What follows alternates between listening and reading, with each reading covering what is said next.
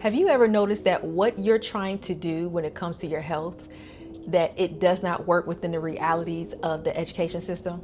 So you have decided that you're going to eat more fruits, eat more vegetables, maybe walk more, start running.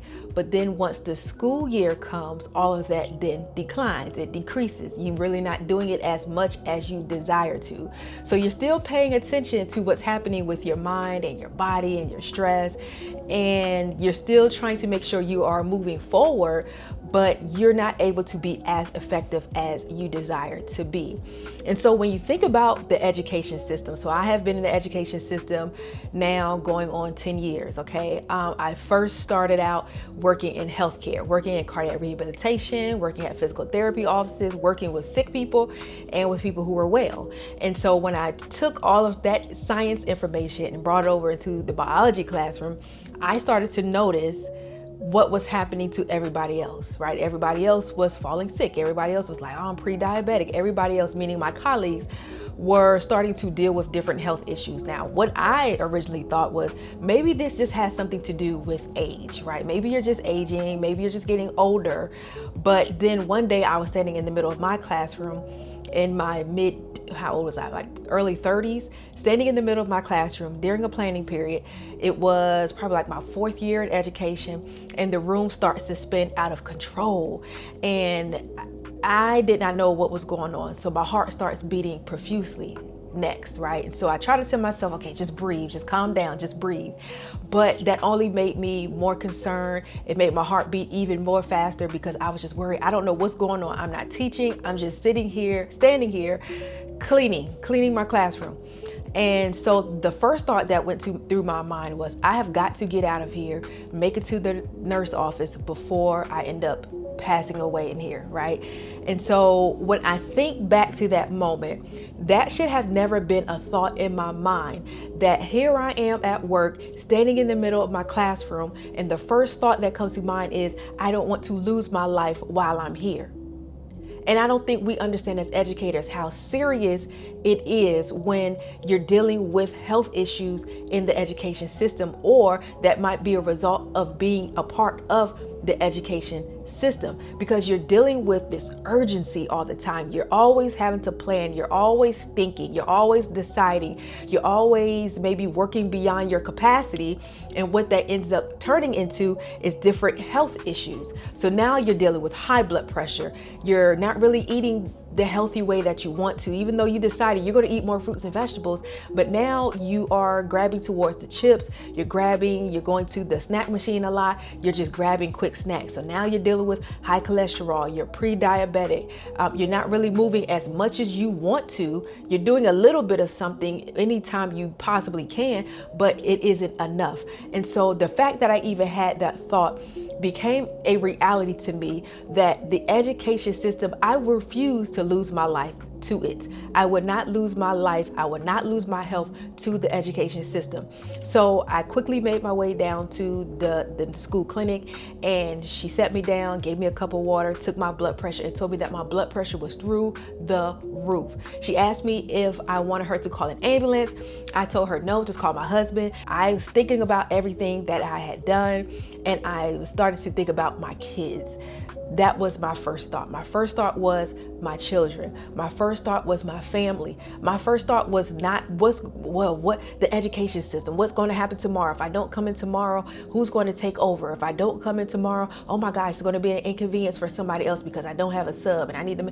Like, that was not my first thought. My first thought was what was more important to me. It was my family. It was my kids. It was myself. And so as educators, you have to realize that if something were to happen to you while you're on that job, your first thought will not be the job. It will not be the students. It will not be, the sub plans. It will not be that. It will be, What is my life coming to? I don't want to lose my life. What about my kids? What about my children? I have so much more life to do, and many more things to do and to achieve and to acquire and to see. I still want to see the world. Like, that was my thought, right? And so when it comes to you, I want you to think, if something were to happen to you, when it comes to your health, what would be your first thought? Would your first thought be your subplans? Would your first thought be your students? Would your first thought be, I got to go to work tomorrow because I got to make sure my test scores is doing this and my test scores are increasing? Would that be your first thought? Because I guarantee you it would not be your first thought. And so you got to keep the main thing, the main thing. And if the main thing is your life, your happiness, your joy, your peace, your health, your being able to see your kids and grow up and seeing your grandkids and longevity and being able to have your independence as you grow older, you have to keep the main thing and not put education first in your life. Okay, there is a direct order of things that happen in your life. And so I was hearing at one point in time, I watched a sermon, and it was pastor, they call him PMJ. And one of the things that he talked about was the orbit, right? How do things orbit in your life? What comes first? Oftentimes we are struggling because we're trying to figure out, well, what comes in order? Have you ever seen those videos where people say, well, if you're at a cookout, who do you feed first? As the wife, do you feed your husband or do you feed your kids? It's like, which one do you do first? Well, listen, if things are orbiting when it comes to your life, what's in the center of your life? One of the things that I would say is in the center of my life, for example, would be God. God is in the center of my life. He's the one who I get my principles from, my values from, the vision from, right? So he has to be the center of my life, okay? And then what's orbiting around that, okay? What's orbiting around that? The first thing is myself. You think about the solar system, okay? When it comes to the solar system, we know that there are certain things that is, certain planets that is orbiting closer to the sun, right? So you got that first orbit, and you got the second sphere, then you got the third sphere, right? And eventually you get to 9, and apparently Pluto ain't a planet anymore, so that's that. But as we are looking at, how things orbit, what is in the center that's orbiting in your life first, right? So for me, it is God. I need my values, my principles, my ideas, my vision. I have to have him in the center. I don't control my own life, okay? And then next, the first orbit around there would be myself.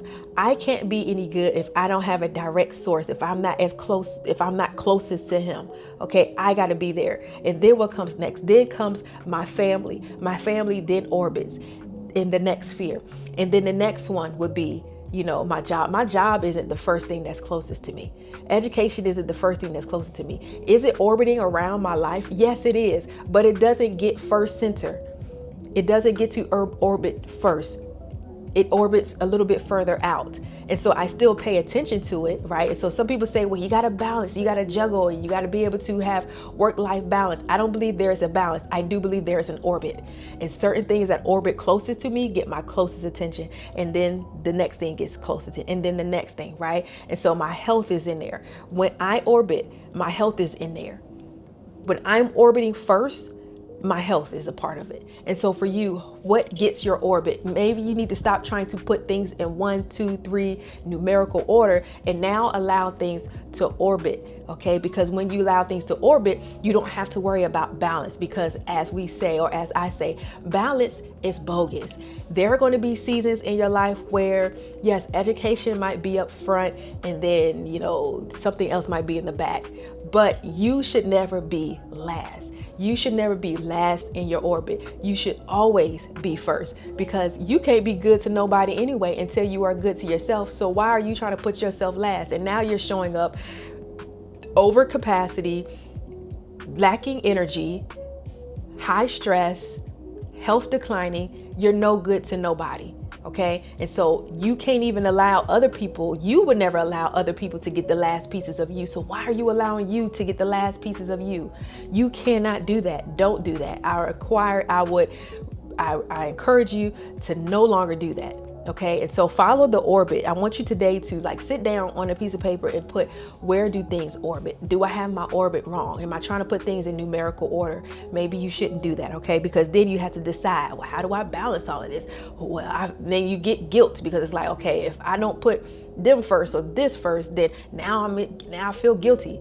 Well, no, everything can orbit around you, but who's orbiting closest to get most of your energy, right? Your health plan is not failing. It's just you're not following the right health plan.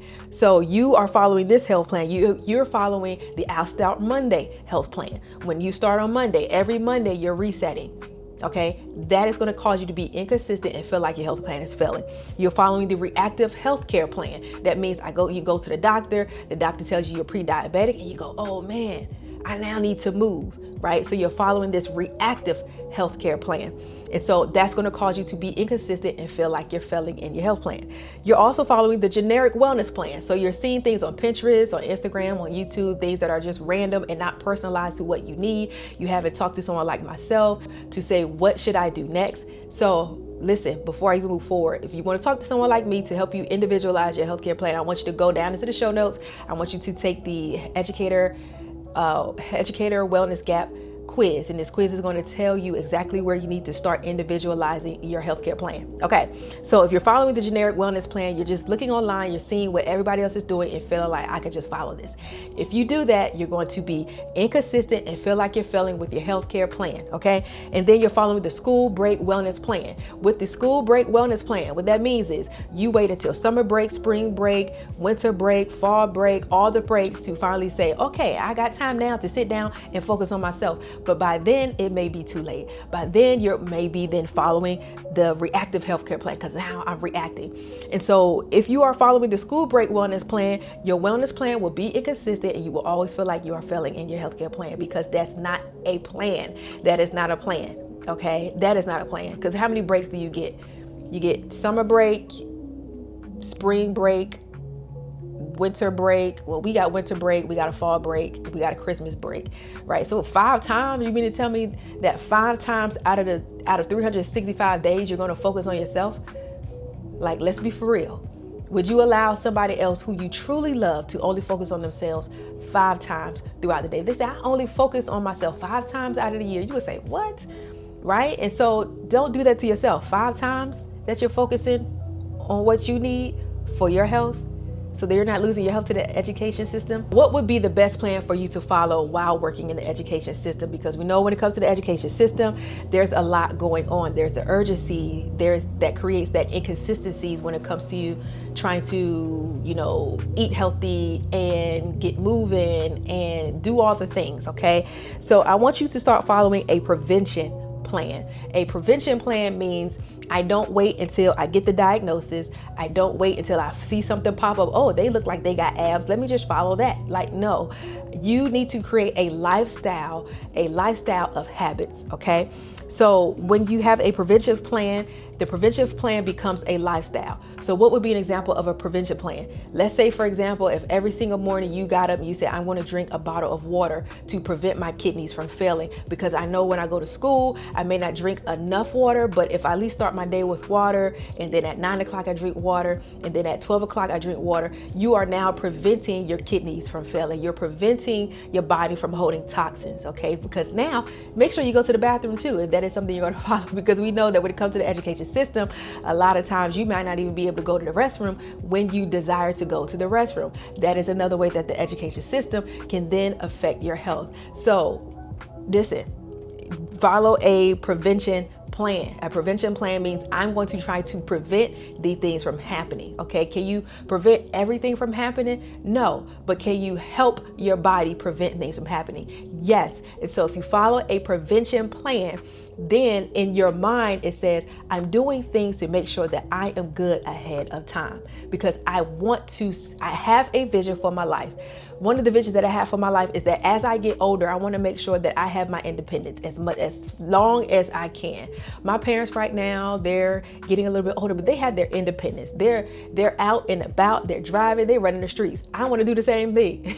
Okay. So because I had that vision, because going back to the orbit, I have orbited God in the middle of my life. life. I have a vision. He has given me a vision for my life, and I know it's not my own, it is his. So I look at the vision and I follow it. So I know that I want this independence. That's the vision that I have. So I know that I have to drink my water. So I get up in the morning, I drink my water. That's a way to prevent something from happening to, my kidney, which I was fearfully and wonderfully made with one kidney. So I got to make sure I'm drinking my water throughout the day. And so I want that to then become a habit. It has become a habit and a lifestyle because I fit it into my life where it can go. I don't wait just in the morning, and I don't wait until the end of the day to decide I'm going to drink enough water just because I can't really go to the restroom as much as I want to at work. I'm going to make sure that I put myself first. I'm going to drink water. If I need to take breaks, if I need to email an AP and say, can you come watch my class while I go to the restroom?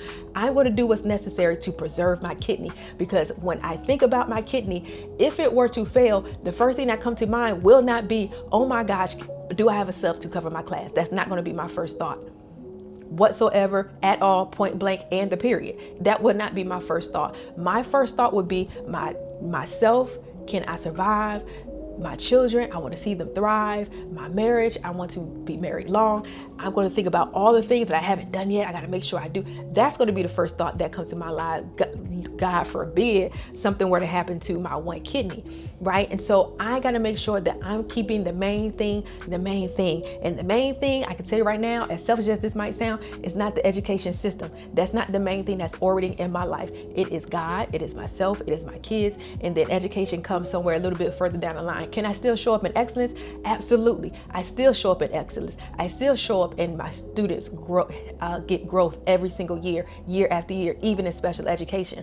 I still do everything in excellence. Things still happen, things still shift, things still grow. And I can still put myself as the focal point in my life ahead of education. Understand? So you don't have to feel guilty when you say that. If you felt guilty when I said that, that is some work that has to happen on your end. So work has to happen on your end, okay? So a prevention plan that becomes a lifestyle, then becomes patterns of habits, and then make sure that your prevention plan is based on real data, which means the first thing you need to do is make sure you are making your appointments, going to the doctor. What is your cholesterol levels? What is your blood pressure? What is your A1Cs? What is your vitamin D? Like, what are the things that you need to do to make sure that you are increasing the levels to where they need to go, or decreasing the levels to where they need to be? Okay, so yes, eat more fruits and vegetables, but as I said before, let's say, for example, if you are diabetic, there's certain fruits that you should probably be avoiding, right? Because they can actually spike your blood sugar. But it's fruit. Yes, absolutely, it's fruit, but it still can spike your blood sugar. So if you're following a generic wellness plan, that can actually be harming you, right? Now, not only could it be harming you, maybe it's ineffective. Okay, so let's say, for example, if you have high cholesterol, right, and you say, well, I'm just going to eat some random stuff, just fruits and vegetables. Well, what fruits and which vegetables can actually decrease your lousy cholesterol, increase your healthy cholesterol, and then make your total cholesterol a little bit better, right? It needs to be personalized. It needs to be dialed in. You need to have the data. As an educator, you are used to data.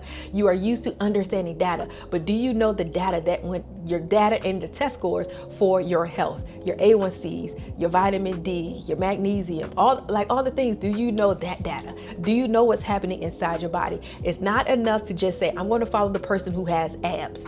I'm going to follow the person who looks like they're just in the gym all day long, because a lot of times those people who are in the gym still don't even know their own numbers. Yes, they know how to create an ab the same way that I know how to create an ab, but I also know how to go even deeper to say, if you are sick, I know how to get you well.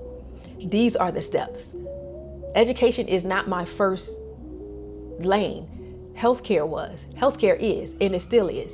Okay. And that's why I can see what's happening inside of education and still say, you know what, everything that I know, I want to give this to you. I need to give this to you. I see how my colleagues are carrying pre-diabetes for 3 years and still trying and struggling, and then all of a sudden becomes full-blown diabetes. But they knew for 3 years that they were pre-diabetic, right? And that, I don't want that to be your story, where you know the numbers and you're going to your doctor's appointments, but then you're doing nothing or doing things that are ineffective.